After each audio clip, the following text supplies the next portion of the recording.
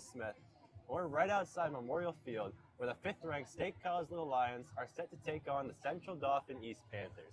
And it's not just any game, it's senior night in State College, the final home football game for this community, and a night we've all been looking forward to for a long time. Thank you, Noah. Tonight's show is packed with help from Heidi Eggerer, David Krebs, and Kate Reinhardt. We're about to give you everything you need to know about the exciting matchup tonight. Not only will you get all of the details for our annual senior night game, but we will also be reporting on many other state high fall sports with help from some guest interviewees that will give us a close-up on how things are unfolding for each team.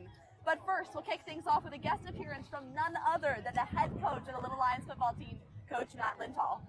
After that, Noah and I will break down the Mid-Penn Conference's standings, storylines, and biggest Friday night matchups. Then we'll keep the spotlight on state high fall athletes, starting with boys golf. The Little Lions are Wheeling Invitational champions, sectional champions, district champions, Mid-Penn champions, and they've just clinched their third straight state championship berth. Senior captain Brady Wager will join us to talk about it all. That's just the beginning. We've also got girls soccer, a soccer video package, and a cross-country conversation.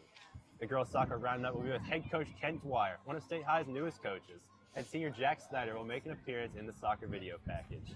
I'm super excited for our segment on cross-country. We'll be touching on the defending state champion boys team, as well as the girls who are led by the sophomore duo of Evie Youngkin and Carolyn Frank. Plus an interview with Lila Franklin, founder of The Pride, our State High student section that shows off our school spirit with energy and support for every game. We'll also take a look at some girls volleyball highlights who are currently ranked first in their conference this season. We'll wrap it all up with a look at the field hockey team, who have had many impressive wins this season, before bringing the focus back to tonight's main event, State High football versus CD East. It's senior night, and it's the Little Lions' last stand at Memorial Field this season. We've got predictions, keys to the game, and more coming your way. It should be a great afternoon, and we appreciate all of you guys for joining us. So don't go anywhere. Let's get it started right now with a message from State High's very own student section, The Pride.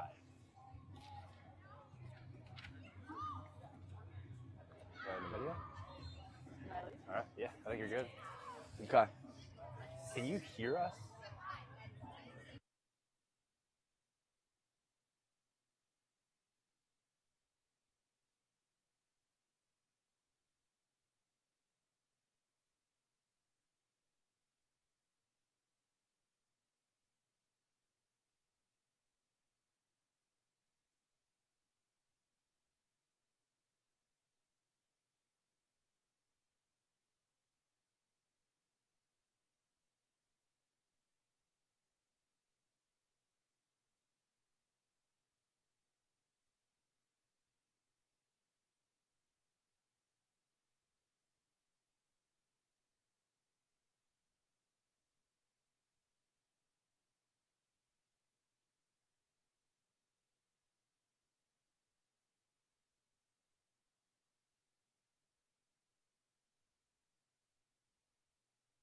Keep the focus on football here as we break down the Mid-Penn Conference. Michael, this race is shaping up just as we expected it to in the preseason. Harrisburg stands alone with a 6-0 conference record, then Bishop McDevitt and State College are right behind at 5-1, with both of those losses coming to Harrisburg. Down the list, Cumberland Valley, Cedar Cliff, and Central Dauphin are all tied for 4th. Altoona and Chambersburg are tied for 7th, and down at the bottom we've got CD East and Carlisle in 10th. Let's start right at the top. We could have a super compelling conference race if Harrisburg would just lose a game. Do you think anyone will ultimately catch the Cougars? No, I don't see Harrisburg dropping any of these last 3 games, and I think a big reason for that is their first 3 games have set them up beautifully for this season and their success. Played 3 super respected opponents to start the season off. Imhotep off of a state playoff berth. Bishop McDevitt, the defending 5A state champions, and then State College state quarterfinalists last year. I think having this big game experience for Harrisburg is super helpful for them and will really be helpful once the playoffs roll around and they're playing some more of those big teams. Yeah, I agree. I don't think Harrisburg is dropping a game in the regular season. They've just been cruising since their first 3 games. And over at PA Football News, we've got them ranked as the best team in the state. They've got the big-time players. Penn State commits Messiah Mickens and Kevin Brown might be the most intimidating duo in the state. Jayon Lewis, Michael Shank Jr., and Elias Koch have also been stars for the Cougars. And with Cumberland Valley, Central Dauphin, and CD East left on the schedule, I don't see them having any issues with those 3. Yeah, I completely agree. I'm really interested to see how Altoona finishes out this season. This is a team that struggled in years past, but I think they're really showing signs of great improvement this year. They had a huge road win at Cumberland Valley on a last-second field goal. That was a great game. New first-year quarterback Parker White has been really good, I think, for their offensive style, and they have veteran running back Julian Hazelwood, who's been also having a great season. I think they can come out these last 3 weeks and win 3 games and end up 500 on the season. That's a good point. That'll be fun to watch. Our District 6 rivals, they don't have a whole lot of good stuff going on in that athletic department, but Julian Hazelwood, he's been a bright spot this year. He's been really good. Now, let's take a look at some of the matchups this week from across the conference. First, we got Bishop McDevitt. They're 5-2, traveling to Central Dauphin, who's 3-4. McDevitt started 0-2, but has blown out his last 5 opponents by an average of 35.4 points. Got that first-year starting quarterback, Sebastian Williams, replacing Stone Saunders, the Kentucky quarterback now. He's settled in quite nicely. He's been helped out by his duo of senior running backs, Nasir Jones-Davis and Maurice Barnes Jr. McDevitt's on the road. Central Dauphin is a hard-nosed team and always a tough matchup, but I don't think McDevitt's going to have any trouble. Yeah, I agree. I mean, I think CD is just right in the middle of a Mid-Penn conference right now that has a lot of parity. And, they have a 3-3 record. They're literally right in the middle of it. So I think it will be interesting. Central Dauphin's always a tough team to beat, especially there, but I think that McDevitt rolls tonight. Now, we got Cedar Cliff traveling to Carlisle. Carlisle, 0-7, not a lot of firepower over there. And we saw Landon Howell last week for Cedar Cliff, the power running back. I think he'll tear through Carlisle and add to his current mark of 8 rushing touchdowns. Yeah, as you said, Carlisle struggling a little bit on the offensive end this year. Only 14 points on the entire year. It's been almost a month since they've scored last. And Cedar Cliff has a great defense. Blake Seacrest has 5 sacks this year. Will Coker, 10 tackles per game. I think high-powered defense is going to stop an offense that has struggled this year. Yeah. Now, there's not 2 teams in maybe the country that are more different than Harrisburg and Carlisle. Harrisburg traveling to Cumberland Valley this week. Cumberland Valley 3-4, but they're a very historically strong program, and they kept it close right here at Memorial Field and only lost 24-14. You got star receiver Zayden Smith. He's taking a visit to Ohio State, visited Penn State for the whiteout, but wide receivers don't matter too much. They don't have the quarterback to get them the ball. Harrisburg, I think it just really has too many big-time players for Cumberland Valley to compete in this one. Yeah. I mean, we already talked about it. I don't think Harrisburg's going to drop another one this year. Messiah Mickens, Elias Koch have been super great, each averaging Mickens over 100 rushing yards per game, Koch almost at 100 yards per game receiving. CV did win this game last year, though, a Harrisburg team that was also on top of the conference. So really anything could happen, and we'll see how it goes. Now, what I think is going to be the most competitive game of the weekend in the Mid-Penn, Chambersburg traveling to Altoona. Chambersburg, a historically solid program. Altoona, maybe not as much, but they're resurging this year. And Chambersburg is missing a starting linebacker, Nick Pompey. He's a junior contributor last year, was supposed to have a big senior year, but broke his collarbone early in the season and is now out for the year. That'd be a big loss for the Trojans. And as we said, Altoona's really coming on strong this year. Yeah. Altoona is 0-3 at Mansion Park right now, kind of a surprising statistic. I think that could change tonight, though. They're making serious improvements. They've played a lot of great teams already and kept it close with these teams. So I think it'll be a great game, and I actually think Altoona could pull it out, get their first home win tonight. Very nice. Now, once the season wraps up, the all Mid-Penn teams will come out, and I'm sure State High will have quite a few guys on them. To me, I think we'll see at least offensive lineman Luke Melito and Matt Gall, kicker Shane Markowski, running back Tay Sheffy, receiver Hank Lustig, and senior Kellen Williams. Honestly, I could see plenty more as well. There's a real chance State High gets a ton of guys on this team. Do you have any ideas of people who could be on? Yeah, I totally agree. I think that sophomore Connor Kolka, the quarterback, really will have his name thrown out there by the coaches. Not only do his stats back this up, he's got a 121 QBR right now, 18 passing touchdowns through 7 games, but he seems like a leader out there as a sophomore. He's confident, he's commanding, and I think he's doing a really good job at leading the offense, and I think that a lot of coaches will recognize this and vote him for the all Mid-Penn teams. I also think that Jake Lukac has a chance to be in the mix here. He's caught 3 touchdowns already. This is the most by a State High tight end since the 2017 season. I think he's having a really good season offensively. He's also moving into a defensive role this season, which is new for Jake, but he's doing very well. 3 tackles for loss in the season and 7 QB hurries, 1 per game. So, yeah, I've been really impressed by Connor's poise. Jake playing both sides of the ball for the first time in his high school career. It's been really impressive. 100%. All right, I think we've hit just about everything there is to know about Mid-Penn Commonwealth football. When we come back, we'll have head coach Matt Lintel sit down with Michael and Kate Reinhardt. But right now, let's take a look back at all the excitement from homecoming in State College. All right, kind of butchered that. That's all good, dude. That was so funny.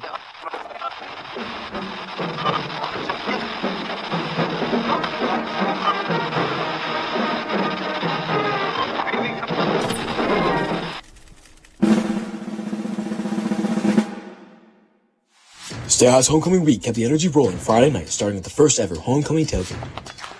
Hosted by the Pride Student Section Club, the event kicked off at 5 o'clock with plenty of snacks and games before kickoff. Let's go State! By the time the gates opened, Memorial Field was a sea of white under the Friday night lights. We're back at Memorial Field for the big homecoming game 2-2 Chambersburg versus 3-1 State College. Tonight's going to be a movie.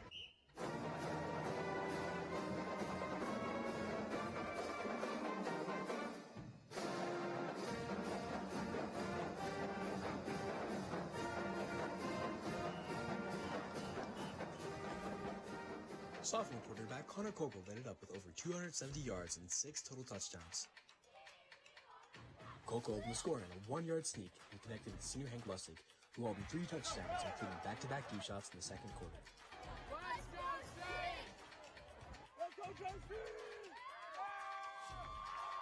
Halftime brought the spotlight to this year's homecoming quarter.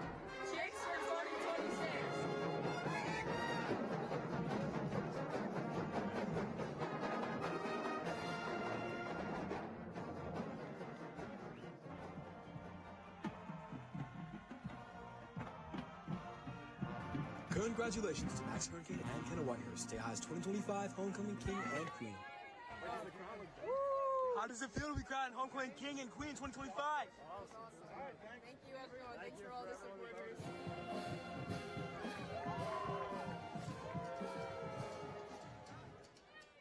In the second half, junior A.J. Fry added a 69-yard score and nearly 100 receiving yards. When it was all said and done, the Little Lions shut out the Trojans 40-0, our most dominant win of the season.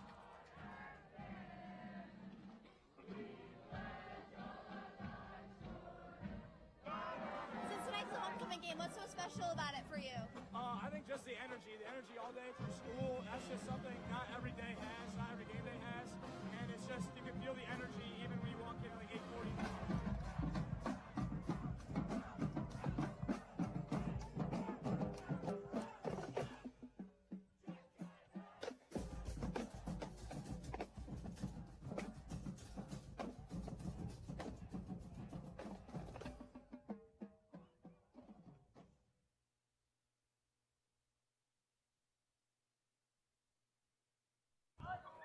Coach, welcome and thank you for joining us for our first game day broadcast. Of course, thanks for having us. Thanks for having me here today. This is a beautiful setup. I'm glad you guys are here. Thank you. Coach, your Little Lions are off to a 6-1 start. Your only loss coming in double overtime to Harrisburg. You've got an offense averaging nearly 40 points per game with 3 games left in the regular season, including a huge matchup with Bishop McDevitt coming up on October 24th. It's been an exciting ride so far. Let's start with your offense. From week 1 to now, what kind of growth have you seen from your guys, and how has the unit developed over the course of the season? Yeah, I think we've been able to be really balanced on both the passing game and the run game, and I think that's what's made it hard for teams to defend us. If they're going to try to load the box and take away the run, where Connor Culp and the wideouts are getting the ball down the field, and as soon as they back off, we're able to run the ball with Deontay Sheffy, and the offensive line has been tremendous. So I think the development, you have a young guy like C.J. Clemens, 11th grader, but first year playing football, and he has been an absolute difference maker for us. We knew we had a number of good pieces coming back up front, and he's really solidified that unit. So we're really excited about him and just the overall maturity of this team. From the offensive side, guys, the peaks and valleys of football, but they've really been able to stay focused, stay that next play mentality. Absolutely. Now on the defensive side, you graduated some big names like Michael Gall, Cooper Rushwood, and Thomas Keller.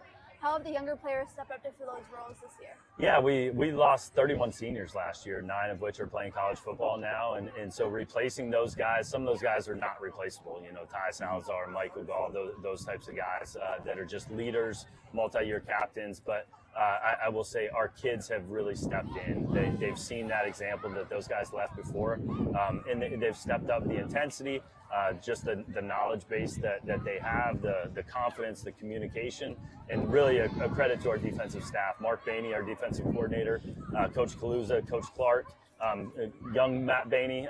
Those guys just do a tremendous job preparing our kids each and every week for what we're going to see. Coach, you and your staff have plenty of postseason experience. For this year's team specifically, what do you think are the key ingredients to make a long playoff run? It's a great question. I haven't thought about it yet. To be honest, we're focused on CBEs here tonight. But I think that's really the mentality is be present, be where your feet are. So we want to make sure that we can't control what the future holds. We can't control where we're playing, who we're playing, or any of that. So we just got to take every opportunity that we have, whether it's a practice or a game, and just make the most of that. So here tonight, we're obviously we're playing this game to win, and we're also playing this game to make sure it's part of the process of us getting better each and every week. Absolutely. One thing people always talk about is the culture of this program. What are the most important aspects of your team culture that have made State High so respected after every year? Well, what a compliment. I appreciate that sincerely. Obviously to us, football is about a lot more than football. It's not just the wins and losses. It's about how you do it. And I'm so proud of our kids. This team embodies everything that we want. Our mantra is stand together, achieve through effort. And these guys live that in every aspect of their lives. And they're not perfect, but they're striving for perfection and pushing each other, holding each other accountable. And we hope that spreads not just from in the locker room and on the field, but into the school building, into the community as well. And I think that these kids have done a tremendous job of representing that throughout. Yeah, I completely agree. Thank you. Looking around right now, Coach, I mean, you can see students, community members already filing in, and we have over an hour until game time right now. What does playing Memorial Field mean to you and the team, and how big of a home field advantage really is it? This place was special when I played here. There's no place like Memorial Field. And with the upgrades and the renovations that were made back in 2020, this facility is second to none. The environment, the infrastructure is tremendous, but the environment is really made up of the student body. The students, the community members, and especially our band and cheerleaders that come out each and every week and support. When you go, we were at a away game last week at Cedar Cliff, and I got done with the coin toss before the game, and their linebacker says, "Your band is awesome." Wow. So That's what cool. a compliment.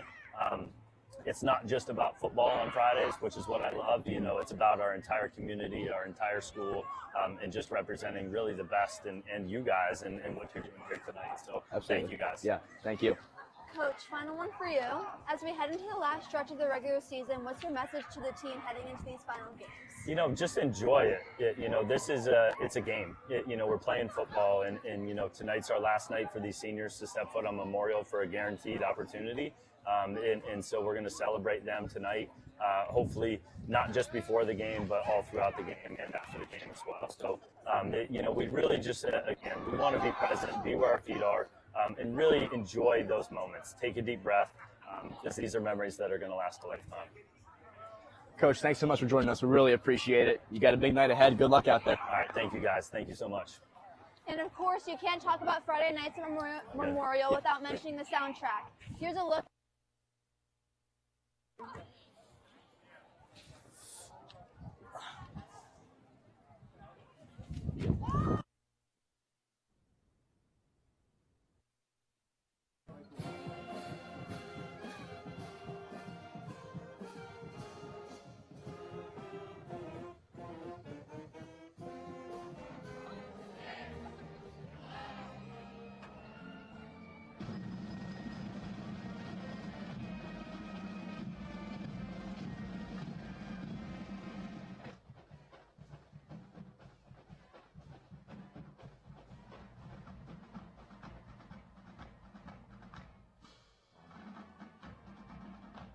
My favorite memory is definitely before every football game, the gym likes to huddle up and say encouraging words to each other, and we like to cause ruckus and it's super fun.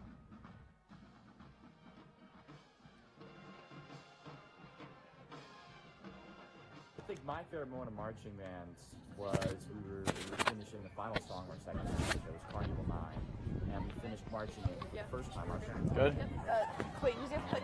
That 10-second period where everything stopped, and it was really that we all realized just how far we've come, just how hard we've worked to get where we are now.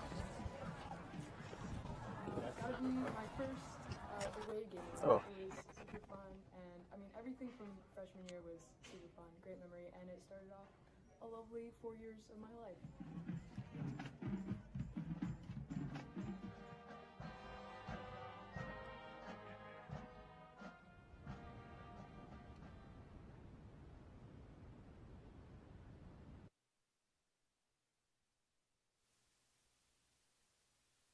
Radio. How you guys doing today? Doing good, feeling good. This team has been on an absolute tear all season. And let's dive right into the regular season. Pretty unreal for you guys. Heard 9 of your teammates finished in the top 17 in the Mid-Penn Commonwealth individual standings. 9 out of 17. That's basically the entire leaderboard covered in maroon and gray. How do you guys pull that off? What was working for you all year? It really just comes down to guys working hard in the off season, really practicing a lot. I think we have a lot of depth for sure. I think we have more depth than anyone in the state. We could throw anyone in that 1 through 5 spot and find a lot of success. I just think it comes from guys loving the game and really working hard. Yeah. All right, now let's jump into the postseason. You went back-to-back winning sectionals and District 6, and both tournaments at the same course over at Sinking Valley. Which one was tougher for you, sectionals or districts? I'd say probably districts, just because there's a little bit more pressure. As far as like sectionals, will take 2 teams to move on, so you just gotta get top 2. But districts is, it's the real deal. You gotta win, and there's also an individual aspect with that as well as playing well to try to advance to a state championship. Yeah. Speaking of pressure, how about the Mid-Penn Conference Championship? Not only did the team clinch the Mid-Penn title, but your teammate Luke Ladrito nearly grabbed the individual crown too. Took it to one whole playoff, right? Yep, that's right. How do you feel about your team's accomplishments to get there? I'm just so proud of them. We kind of definitely didn't have the regular season that we wanted to, having more losses than we normally have with a tougher Hershey team. But I'm so proud of them. We came when it matters most and won the bigger tournament. And I'm really proud of Luke. Yeah, he's played great all year, and for him to really have that great day and even get into that playoff was a huge accomplishment. I'm really proud of him. Yeah. Yeah, that was a lot of fun. Mid-Penn Championship is the only playoff event I've played in. It was just a great time. Showed what team golf is all about. We all kind of gathered around Luke and walked up that 18th fairway with him in the playoff. It was a lot of fun. Just went down to a really great player in Carson Hummer who's got a shot at the individual state championship. All right, let's go back a second here to finish the journey.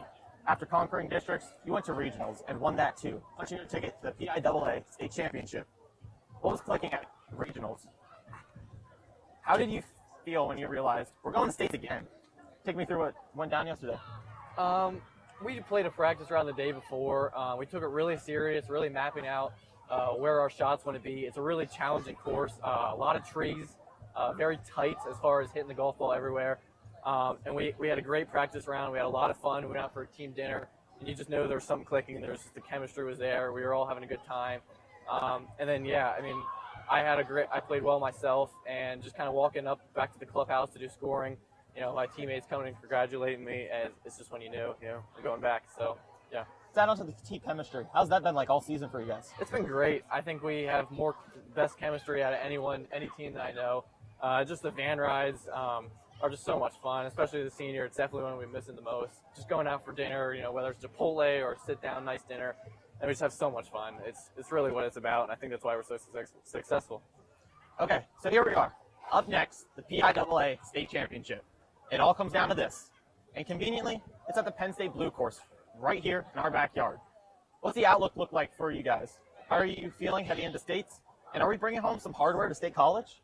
Yeah, I mean, I think we're feeling great after a pretty dominant postseason performance as far as winning mid-pens, winning sectionals, winning districts, winning regionals. I think we're all feeling great. I think we're liking how we're playing golf with shooting some record scores, and being at Penn State, our guys are really familiar with the course. We've played there a ton, and I think this is the year we're going to get it done, bring home that state title for sure. Love to hear it. I'll stay high. We'll be pulling for you guys. Now, Brady, gotta switch gears for a second. Talk about your big news, of course, off the course. You've officially committed to play volleyball at golf. I'm thinking myself at Millersville University. Congratulations. Tell us what went into that decision. Why Millersville?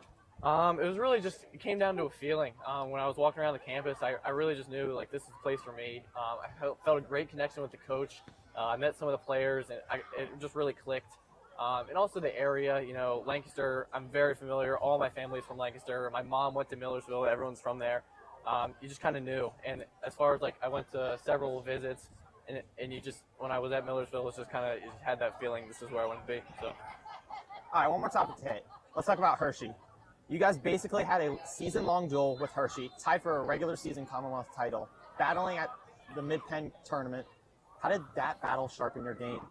did you have a strong contender in the mix push you guys to another level? I think it was really great for us. We played with Hershey almost every match. It was really good to play with guys that were really good golfers. I think something we lacked in the last couple of years is the mid-pen hasn't been as competitive with us. So when we're playing, you kind of know you're going to win. And when we came into this tournament, we knew we had to play well. It put more pressure on us. And to play with a state contending team every single week, I think it was really great for us. It really pushed us, got a lot better. All right, last question for you guys. This is your chance for some final thoughts. You've talked about the journey, the rivalry, the accomplishments. For you, what makes this State High golf team so special? Any shout-outs or reflections as you head into the big finale at States? I think, like I said, about just the chemistry, we just have fun. It's just about having fun, taking pressure off ourselves. Something I don't like about other teams is they're so, with their coach relationship, it's just they're so scared. They're nervous when they go out and play. I think we know we all have each other's backs. Our coaches are great, phenomenal. They're just about having fun, having a good time. Whether it's you have a bad hole, they'll come up, make a joke, give you a pack of gummies, cheer you on, and that's really what it's all about. I think there's just so low pressure. It's just going out there and playing golf, and it's great. Yeah. Love that for you guys. Thank you for being here tonight. For our viewers at home, don't forget to stay tuned for an awesome football highlight reel. All right. All right, we should be good.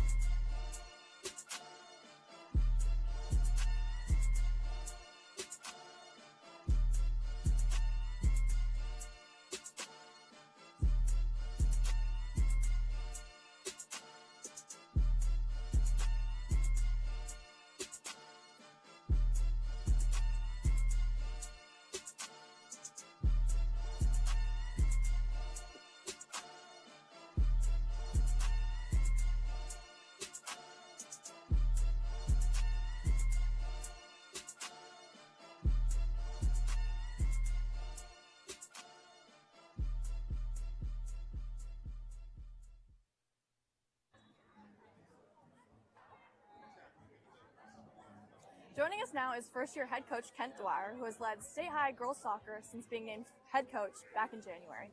Kent has previously led the Park Forest boys and girls team for 5 years, and this year is taking over the program that is climbing back to a championship level. Coach, thanks for being here. Thank you. Let's start at the beginning. Back in August, you opened your tenure with the program alongside many new faces and some familiar faces. How long did it take for you to develop chemistry with your team, and how long did it take for them to adjust to your unique training style? So I've had a relationship with a lot of these girls for a while now, both because I coached them at the middle school level and I coached them on the club side. And because we knew it was going to be a rebuilding process, we actually started back in January. So we've been working on developing cohesion in our relationships for a while now. The second part of your question, I would say some are still adjusting to the unique training style. There are still some times when girls are surprised with the level of rigor and expectation that we're holding for each other, but overall they're responding really positively. Thank you. Facing tough programs like Cumberland Valley and Central Dauphin early on likely tested your team. Traveling in the Mid-Penn Conference adds another challenge, especially for newer players adjusting to high school competition. So how would you say your players have handled travel early in the school year, especially with getting adjusted academically as well? Yeah, it's a tough go. The Mid-Penn is a tough league. The travel is stressful. You're on a bus for a long time, and then you have to get off and face a very, very tough opponent. But I've been really proud of our girls. I would call us a second half team. There's been a lot of halves in which we got our stuff together at halftime, and we really showed our best brand of soccer despite being down a few goals, and played a team very, very tough in the second half. I'm also very proud of our girls for setting micro goals that we can control. As opposed to worrying about the wins and losses in matches like that, we worry about the brand of soccer that we can play and how we're competing against those really tough opponents. What would you say some of those micro goals look like for your girls? So again, back in January, we started to talk about what we wanted in terms of a program. And like we did a self-assessment where we were and then where we wanted to be, and then we looked at the gap. And through that, we made goals as a group that were, one, to raise the standard for what it means to be on the team in terms of the rigor that we bring in terms of training and the seriousness of purpose in training, to push each other and push our pace of play so that we're moving the ball faster, moving off ball faster. Two, we wanted to develop more cohesion, and that cohesion is both on and off the pitch. So we have a little thing that we joke around, we call them sister herds, and it's groups of girls that are across experience levels, across grade levels, and we're trying to get these girls connected in a way that they feel safe and they can push themselves and try to take risks and make mistakes on the field. And then last, we wanted to be the team that people know will come to compete. The girls took umbrage with the fact that we were senior night for a lot of the teams, right? That's saying something. And the girls said, we want to be a team that when girls know that they're going to face us, that they're going to get a game and they're going to have girls that are coming ready to battle. So we track our fouls, we track the number of 50-50 balls that we win, and those kind of little goals in a half are things that can show us, are we working towards what we said we were going to work towards. Awesome, thank you. So you picked up wins over Mifflin County and recently over Carlisle, which are pretty huge Mid-Penn Conference wins.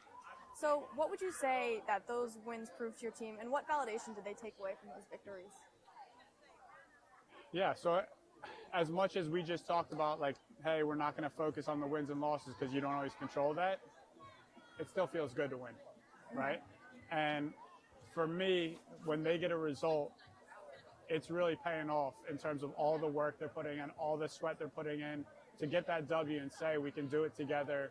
We can be on the front foot in a match. We can control the pace of play. That self-concept is going to be huge moving forward. Picking up, like you said, picking up that Mid-Penn win was really big for the team. All right, so as you head towards the final chapters of your first season as head coach, how do you feel about the foundation you're creating for the program, and what are some core principles you want to build on as the year continues? Yeah, it's a whirlwind of a season. It's tough to believe that it's already looking towards the tail end of it. But the things that I'd like to build on are these. We're a relatively young team. That varsity team has a lot of young girls that are expected to give big minutes, which bodes well for the future.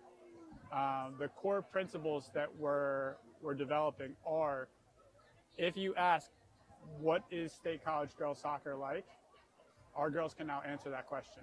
They can say, we're a team that physically battles. We're a team that makes and creates voids. They now know what our brand is, and now we can push towards making that brand even better. Because in the past, I think there was a little bit of muddling of the definition of who we are, and now we can say with confidence, this is who we are. All right, Coach Farr, thank you for joining us tonight, and congratulations on everything that your team has accomplished so far. Next up, we'll stay on the pitch as we take a look at the fall season for State High girls and boys soccer.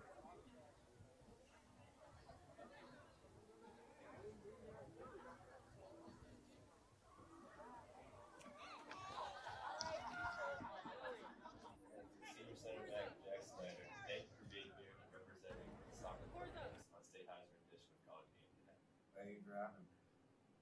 Now, you guys are having a great year so far, 10-5-2. Do you feel you guys have met expectations so far this season? Absolutely. I'd say overall we've been playing really good soccer. There's a few games in there, obviously, that we want to have back and we could have won, and we could be competing for the Mid-Penn. We're out of contention, and that's always the goal. So I'd say overall it's been positive, but obviously there's always room for improvement. Now, as you keep trying to reach that bar, what do you think has gone well for you guys so far this year? We're playing a new formation. I think everyone has just done a really good job of adapting to it, and our team chemistry is great. They're doing great this year. It's a really fun Nice. Now, in that group, you've got a lot of new faces, new people contributing on the varsity field. How has that helped you guys so far this year? Absolutely. Not only has it made us better in games, but it also has made us better in training because we're a very deep team, so having the opportunity to play against someone who's competing for a starting spot every day in practice, it's very beneficial. Now, another team with new faces, including their head coach, is the girls soccer program. They recently picked up their very first Mid-Penn win over Carlisle, 2-1. How great was that to see? That was awesome. We didn't have a game that day, so we went out and supported them, and it was a lot of fun. They have a lot of good players, and Coach Dwyer's a great coach, so I'm excited to see what he does in the future years. All right, now my final question is about the highlight of your season to date. I was at this game, felt electric. You took down the defending state champions of Cumberland Valley 2-1 in double overtime at the North Turf. How fun was that on the field? That was so much fun. That was probably my favorite memory so far as part of the program.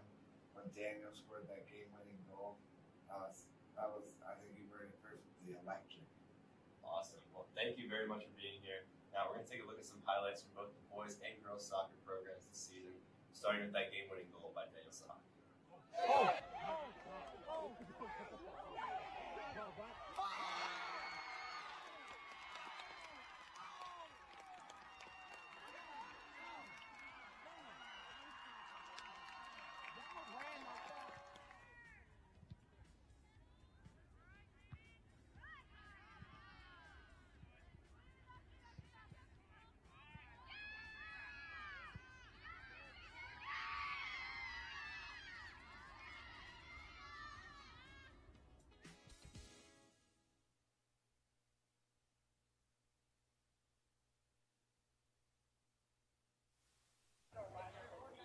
Hello, Coach Donahue. Welcome, and thank you so much for joining us for our first ever Game Day broadcast. State High Cross Country is back at it again this fall, and both the boys and girls teams have had some great meets during the regular season. Tomorrow, you'll be at the big spring for the Mid-Penn Championships. How are you feeling overall about the season right now, and what is the energy like heading into championships? All right. Well, thank you so much for having me. This Of is course. such an amazing coming on. event. I'm really impressed. For tomorrow, we are pumped. We are Nice. going after defending the girls and boys Mid-Penn Championship titles. Wow. And we feel really confident in these kids, and we think they're going to take the title again. Based on how they've been looking throughout the season, you know, they've covered some pretty tough courses throughout the season. Chambersburg, and if you want to ask any of them, they'll remember the hill at Chambersburg, and they'll tell you that's prepared them immensely for the Mid-Penn course. But we're excited. The girls are going to go after an 11th consecutive Mid-Penn Championship title. The boys are going to go after a third in a row. Yeah. So it's exciting. It's a great course. It's all in the woods, and it's great competition. So Absolutely. Reigning championships. Yeah. Coach, as you already mentioned, with the 11 straight Mid-Penn championships, yeah. your program has been one of the most consistent winners in Pennsylvania year after year. What do you think the key is to sustaining that success for so long? Yeah, I mean, we're very proud of what we've accomplished. It hasn't been easy. It takes a lot of people to make it happen. Our community, our parents, the school, of course. It takes a village, and it's been exciting. We have large teams, and that's hard. You know, it's hard to really get that team culture to be where you want it to be when you have a really large team. We have in the 90s for boys and girls combined. Wow. But I think it's just about creating like a really, really positive culture on the team and making sure every one of those kids feels like they are important, knows that they're important. That's what cross country is all about. Even the last place runner is super important for us. So they're pushing the people in front of them, and everybody's working together. And this season, everyone's been really, really like super positive and supportive, and we're really excited with how it's going. So, Yeah. Absolutely. Those relationships are so essential for teamwork. Absolutely. And this season, you've already had some very impressive showings, especially at the Spike Shoe Invitational and the Carlisle Invitational, two of the biggest meets on the schedule against very competitive teams, like you said, Carlisle and Lewisburg. What did you learn about your teams from those performances, and what really stood out to you during those meets? Yeah, on the boys' side, they're the defending state champs, and we have a totally different team this year. We're much younger, but they have a lot of experience, and we have, our three juniors, Theo Opperman, Kyle Fritchie, Luke Bradbury at Carlisle. They ran 15-19 on that course, which is up there in the top 10 times in the state right now. So that's amazing. They're ready to go. The girls' side, led by sophomore Evie Youngkin, and she's young, but she has a lot of experience. And behind her, we've got seniors Julia Bigger, Lacey Schaefer, and it's just pushing each other, just staying positive. They love being with each other. And I think that goes a really long way. If you're hurting on that course, you're thinking of your teammates. And that has been a huge part of our success. And I always tell them, when you feel that pain, you think of your teammates, your family, your community, your school, and they're all supporting you. And you think of them and you're doing it for them. So I think, we try to get that message across to everyone. And I think it's helped a lot. Yeah. You talked about your boys team a little bit. Coming in as defending state champions, and this group hasn't lost an event with its top runners all year. They've even ranked as one of the top 25 programs in the nation right now. How have leaders like Theo Opperman, Luke Bradbury, and Kyle Fritchke set the tone for the squad this season? Yeah, last year was just a storybook season for our boys team. It was unbelievable. I can't even put into words how amazing it was for them to go all the way to Portland, Oregon, and run at nationals and be in the top 10 in the country. They were 8th in the country. And they're coming back this season with that experience.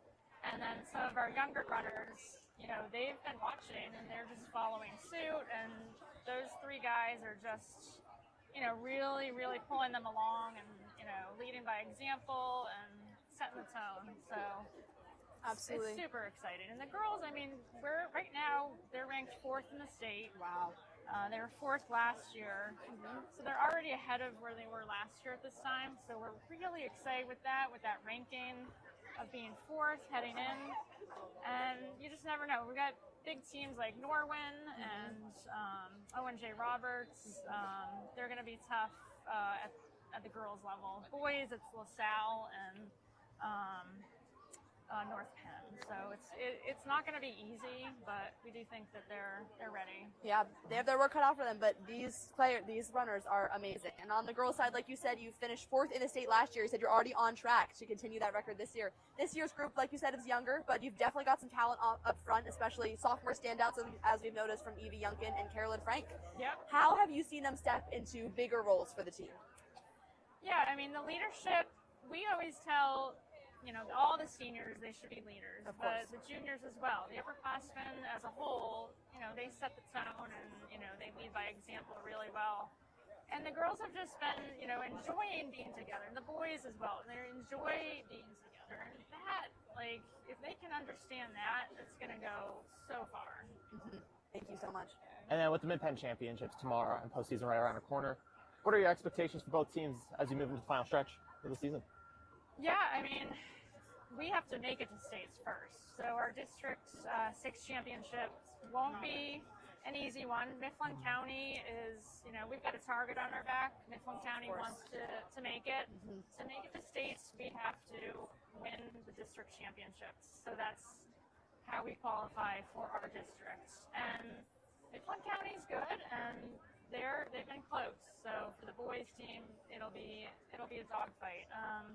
The girls team, Altoona is coming on strong, but I do think, based on how we've performed against those two teams this season, I feel confident, but you just never know. It's such an important day. It means a lot. If you don't win, you don't go on. So it's a lot of pressure. Yeah. But I think they're ready for it. Absolutely ready for all the upcoming postseason meets. Yes. Well, Coach Donahue, thank you so much for joining us, and best of luck to you and both teams tomorrow at Big Spring. We'll be cheering you on State High Cross Country this postseason. Thank you so much. Absolutely, we really appreciate you being here. Yes, we all are so excited. Thank you. Yes, cheering on cross country. And now, what makes part of this night so special is the energy from the student section right here behind us today. And our next guest knows a thing or two about that. Absolutely. And she's one of the organizer of tonight's game day and a leader of this student section, the Pride. Please welcome. Bye. Sorry, guys. We're actually going to shift the focus back to football here for a minute. We're going to talk State High football. It's with myself, Michael Powell, and David Krebs, going over all things State High football. Last week, State High took on Cedar Cliff. Little Lions started slow. Cedar Cliff jumped out to a 7-0 lead, but Tay Sheffy avenged an early fumble to tie the game at 7. That's one of his 3 rushing scores in the game. State High took some loose control, got up 20-14 at the half. There was some real power running by Landon Howe for Cedar Cliff. Scored 2 touchdowns with halftime sandwich right between them to give Cedar Cliff a 21-20 lead early in the third quarter. After that score, though, State College took over. What are we doing? It was really... From there, it was a 16-0 run for State College. Connor Kolka to Hank Lustig was the final score of the game, and Little Lions won it 36-21. It was honestly quite a fun game. Let's throw it over here to Michael Powell and David Krebs. Just a moment.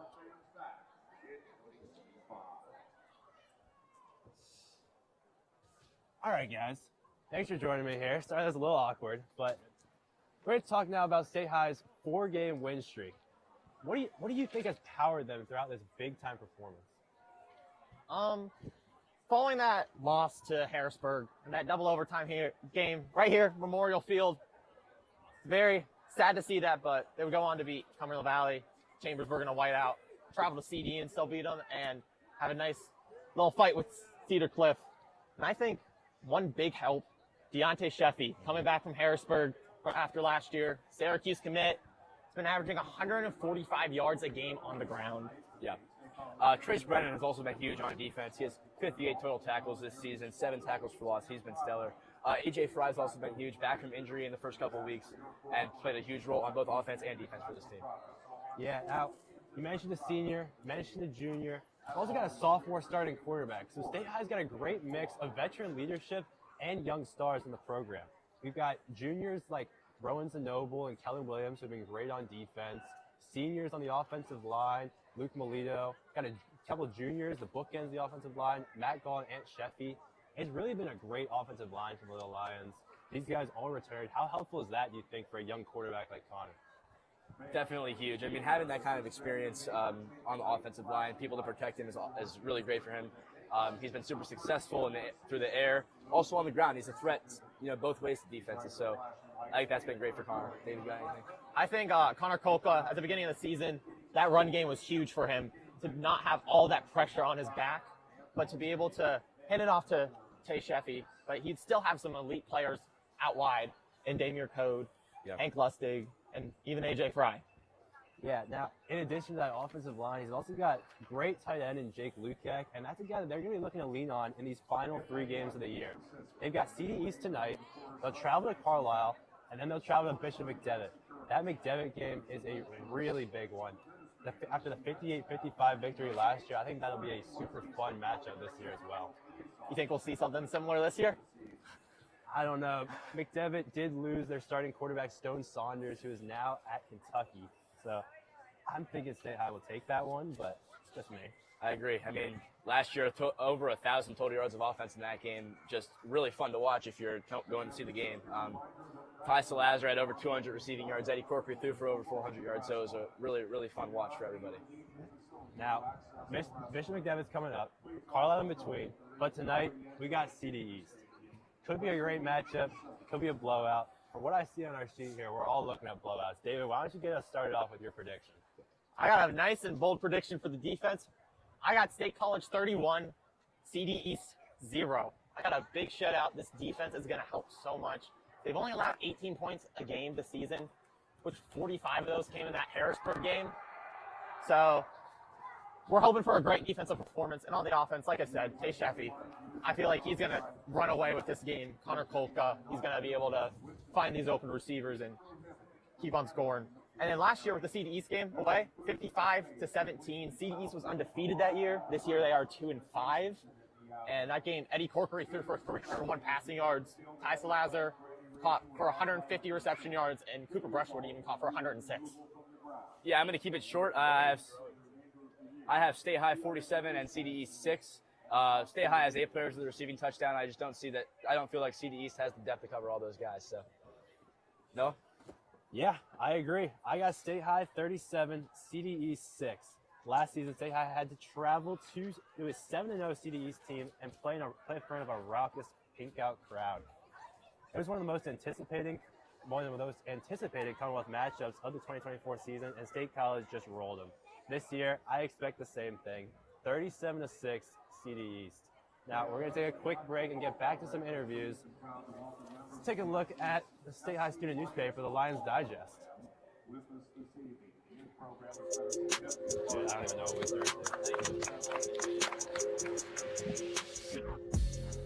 My name is Jake Lukak. I'm a senior, and I play tight end and defensive end. My name is David Code. I'm a senior at State High, number 6. My name is Luke Melito. I play center and D tackle. So I'm Hank Lustig, receiver and DB. I'm a senior. I would just say we're resilient. You know, there's been some instances this year where we've been down a few scores early, maybe a couple games, you know, and we just were able to bounce back, be resilient, and finish the games we know we can finish them and win those games. One word describes the team would definitely be passionate. You know, this whole year, like, everyone's held everybody to a really high standard. And, you know, even wins, if like they're not as big as we would hope, everyone the next week at practice is going 100% all in every practice, just always trying to get better. So that's definitely passionate about it. Just the family aspect. We're always together, always bonding, and always want to get to know each other more than just friends, brothers. Probably just like being around my friends and some of my family too. Some of my cousins played too. I just say the brotherhood. I mean, I'm excited to go to practice every day and be with my guys, and every day is fun, and I look forward to it. And I just say we got a really strong brotherhood. I like the bus rides home. The bus rides home in the games, you know, it can get a little wild, but I love it. I gotta say, last year, win against McDevitt. They were one of the best teams in the state, won the 5A state championship, and we beat them. It was a shootout, 58-55. It was a great game. My favorite memory is probably my touchdown that I scored this year. First touchdown, late release on a route, caught the ball wide open and just walked into the end zone. I have to go Mike Petrarca or Ant Sheffy. The Ant makes me laugh at right guard, and Mike Petrarca, I don't think he can say a word without me starting to laugh. So, funniest guy on the team, I would have to say probably Cooper Ingold. He just does a lot of things without much thought and just always finding ways to make people laugh. Me. Is there any reason? Bro, me, like, it's me. Everyone knows it's me. It's me. Go State. Go State. Go State. Go State. Go State.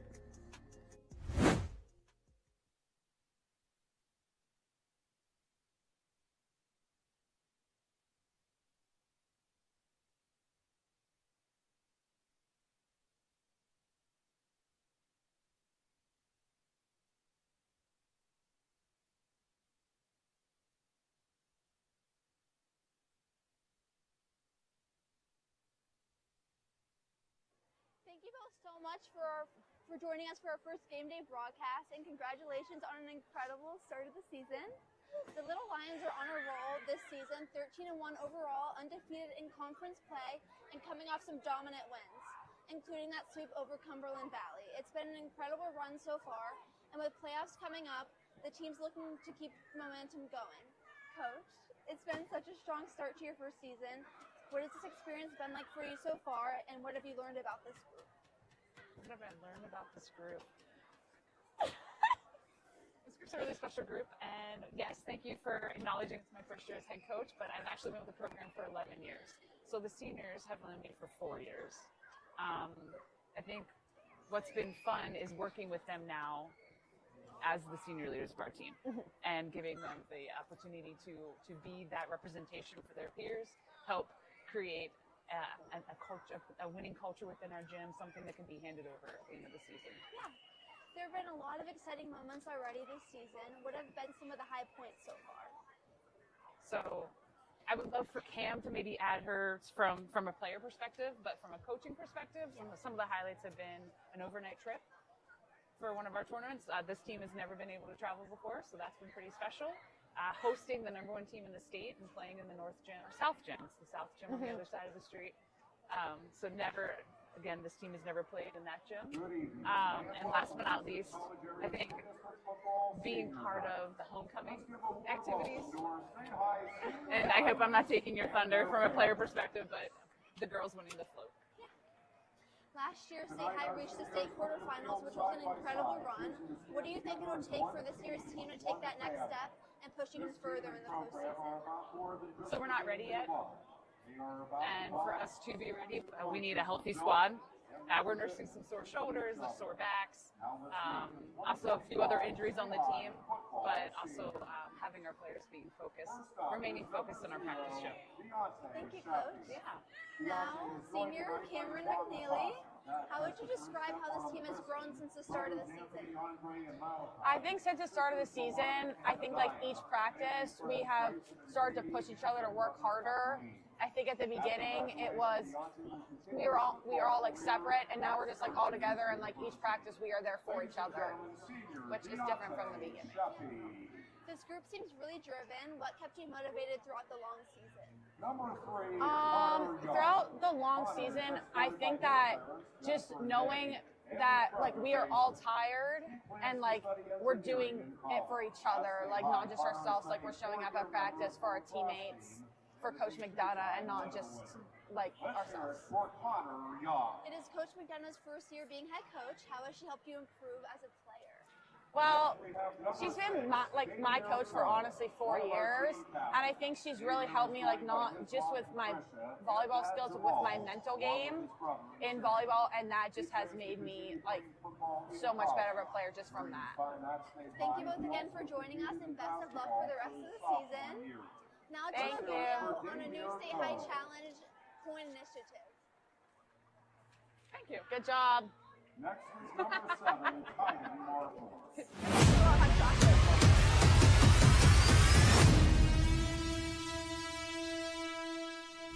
Represent SC. Respect it, own it, and advocate for it. Yeah, brotherhood. Definitely brotherhood. Being resilient. Commitment. Camaraderie. Yeah, my name's Chris Taylor. I spent 3 years in the United States Marine Corps and 20 years in the Army National Guard. Yeah, my name's Chris Sackmar. I served in the active Army for just under 6 years. My name's John Donahue. I was in the United States Marine Corps for 4 years, active duty, and then I was in the Pennsylvania Army National Guard for 4 years. My name is Beth Burnham. My branch of service was the Army Reserves, and I served for 8 years. Honor, courage, and commitment were the 3 things that the Marines touted nonstop. Having the integrity to do the right thing all the time. Both my grandfathers served, my father served, my oldest brother served. So I think being a veteran is not only kind of an acceptance into a wider community for me, but also kind of a family tradition. So after about 1.5 years of training, I finally showed up to my unit. One of the first things that I was given was the challenge board for my platoon. And then it was the recognition that I arrived. And so once you arrive, and then you become part of that team, so kind of connects you to that brother. I'm currently on the board of a nonprofit organization that raises money for veterans. Our biggest fundraiser each year is a race. In the race, we give out challenge coins, and we give them to the people who make a difference, the people who are really putting out for others. Everyone who gets the link carries it all the time. and then either the person who issued it or the person who received it can say, hey, here's my coin, where's yours? And you have to show it. I think this Pride Coin initiative came out of a desire for recognition of all the great things, all the positive things that are happening here at State High every single day. I think it inspires the guys around you to just step up their game. Many times in schools, we recognize correcting the wrong things, offering up those corrections, and we don't celebrate enough all the good.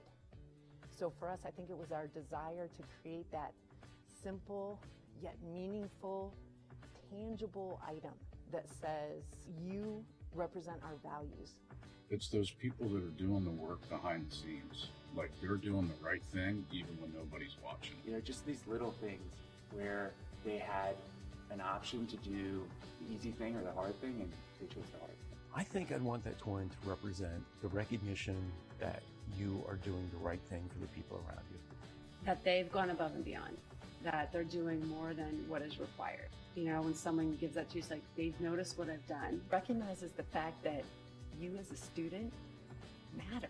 When you leave here and graduate, you're telling everybody, I graduate from State High and this is what we do. For faculty and staff, it's an appreciation for all the things that they do. That we see you, that you're being recognized for what you're doing, and we value what you are doing within the school system. Unity and kindness, having that theme, kind of gives everyone the same direction, a same focus. Unity and kindness, that's who we are. It's saying, I see you, I see what you do, you matter, and thank you, because you're part of the pride. Honor the pride.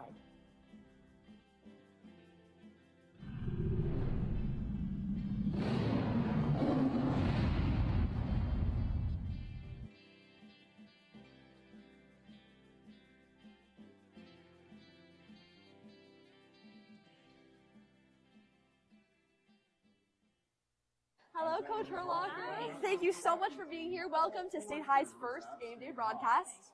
State High Field Hockey is here to play this season, and there have been many intense games. Yesterday was your annual Morgan's Message game against Cedar Cliff with a 1-0 win, which was huge. How important was that game for the team, and how do you feel overall your season's going so far? I think that game was awesome. We played super well. We made some tweaks to the lineup, and the kids just had a lot of fun. And we shot the ball. We played really, really well. So it was very exciting. I was really glad that we got that goal in regulation. Absolutely, that's so great. Congrats for you guys. And that's super nice to have. We had these little hats for Morgan's Message. Those are amazing. We have a so bunch of cute. girls on our team that do Morgan's Message that are that are leading the chapter here. So it's really a nice thing to do, and the Cedar Cliff team is really appreciative. Yeah, it's so great to incorporate that for their game. And there have been many standout players from all grades. Bryn and Reagan Dare are some underclassmen that have been scoring continuously this year, as well as a big moment for Cora Beerley the other night, who got her 100th save this season, which was amazing. And there are also your senior leaders, Heidi Eggerer and Delaney Shehay, who have led the team during their last year. How do you feel the dynamics work as a team with the variety of grades? And who are some players that you would say have really stepped up as a leader on and off the field? Well, I think Heidi, not because she's sitting here, but Absolutely, Heidi and Delaney really stepped up in the offseason. And Sammy Trosco is another senior that really helped pull the kids together in the offseason, because we have a huge freshman class. So it's been really great because a lot of the freshmen don't know what to expect. And these guys have done a great job of setting the tone and sharing what State High, I feel like, has been all about for years. So it's been great. That's amazing. Heidi? All right, Coach Herlocker, with your regular season ending soon, what are your thoughts for your upcoming postseason, and how are you feeling about your seniors' final away games? Well, I was really psyched that our seniors got to win last night on their final home game. That was just really, really special, and both the seniors started and they played absolutely amazing, so that was really great. And I'm excited because this team generally had nothing to lose. We've had some crushing losses early in the season. We've played some competition that I think will win the whole state title. There's 3 of them that any of them could win it. So I'm really excited because we have great opportunity and nothing to lose. All right, Coach, thank you so much for joining us. And now we're back to David over for some final football senior updates. AP Scholar with honor, CBS 21 Scholar Athlete of the Week, and a high honor roll student. Let's hear it for Michael. Awesome. And we'll start with our state high seniors here today. We start on the offensive line with number 0, Deontay Sheffy. He's a running back. He was playing last year at Harrisburg, but he's thankfully back here. And as we mentioned earlier, he's been a huge impact to this team with 150 yards rushing on the ground a game is his average. And even out wide, we got players like Damian Code and Hank Lustig who have brought a lot to this team. And let's not forget about the tight end, Jake Lukac, number 8. He's also brought so much that might be undervalued at times, but don't let that affect what we see today. And on the offensive line, Luke Melito, he is one of the captains, I believe, so he has been a huge key role. And on defense, Trace Brennan, middle linebacker, he has been amazing for us throughout this entirety of the season. And behind the camera, we also have Michael Powell, Noah Radio, as you saw earlier. And now we're going to pass it over to Heidi with Michael and Eddie Corkery. Tonight's senior night is all about celebrating our current players, but it's also a chance to honor the tradition of state high football. We're excited to be joined by 2 alumni who wore the maroon and gray not too long ago and are now playing football at the college level. Please welcome Eddie Corkery and Michael Gall. Thanks for being here tonight. First off, congratulations to both of you on continuing your football career at the college level. What's the biggest difference you've noticed between high school football here at State High and playing at the next level? The difference between here and next level is probably, it's just, of course, the guys are bigger, the game moves faster, but it's fun here for sure. I'd much rather be playing on a Friday night. It's just a size and a speed thing. Everyone was top dog in high school, so it's just when you get to college, everyone was a dog, so you just got to be able to adapt and learn. When you think back on your time here, practices, Friday nights, big games, what moments stand out to you the most? At the end of the day, it was just being with the guys. These are the kids I grew up with and I spent every single day during the summer and fall. Just going out with the wind, taking our chant after the game. But really what I take away is just having our guys every single day. Same thing he said, awesome just hanging out with your best friends every single day, doing what you love, and all of us were out doing our thing, all played great, and having the whole town out here, and this thing was awesome. Thank you. And then for your final question, what advice would you give to tonight's seniors that are about to take field? Just gotta take it in. It's one of the best nights in your life, and just have fun far out. Yeah, this is something you get to experience once. You get one of these ceremonies for yourself. So you just got to make sure you are grateful for every opportunity. You're grateful to be in this position because there are so many kids that want to be with you in a great stadium like we got with amazing fans. So you just got to be able to be grateful and accept what you got. All right, Eddie and Michael, thank you so much for coming back here for tonight's celebration. Now we're going to take a quick break before we wrap up our show.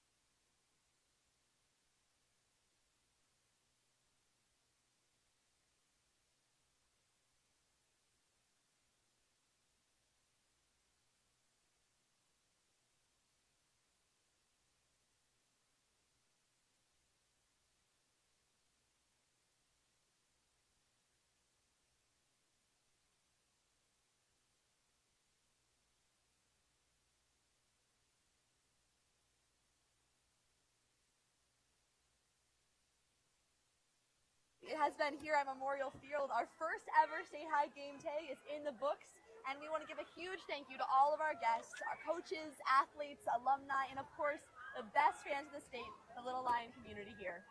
And remember, tonight isn't just another Friday night, it's senior night. For so many players, cheerleaders, band members, and students in the Pride, this is the last time they'll take the field, the stage, or the stands at Memorial as part of the State High family. So thank you, seniors, for everything you've given to the school and this community. You've left your mark. And now, the focus shifts to the big one, State High versus CD East. The Little Lions come into the game ranked in the top 5 in the state, riding a 4-game win streak and looking to close out their home schedule with a statement win. The energy in this place is already electric, and we know the team will feed off of it tonight. From start to finish, this has been an incredible night, and we couldn't have done it without our fellow hosts and contributors like Nate Turnell and Ellery Potter. We also want to thank Mr. Murray and Mr. Crispel for their behind-the-scenes guidance, and of course, a special thank you to our advisor, Ms. Corza, for producing tonight's show and guiding us through every step of this first Game Day broadcast. All right, Little Lions fans, it's almost time. Thank you so much for joining us for our first ever Game Day broadcast. We'll see you again soon. But for now, Let's go State!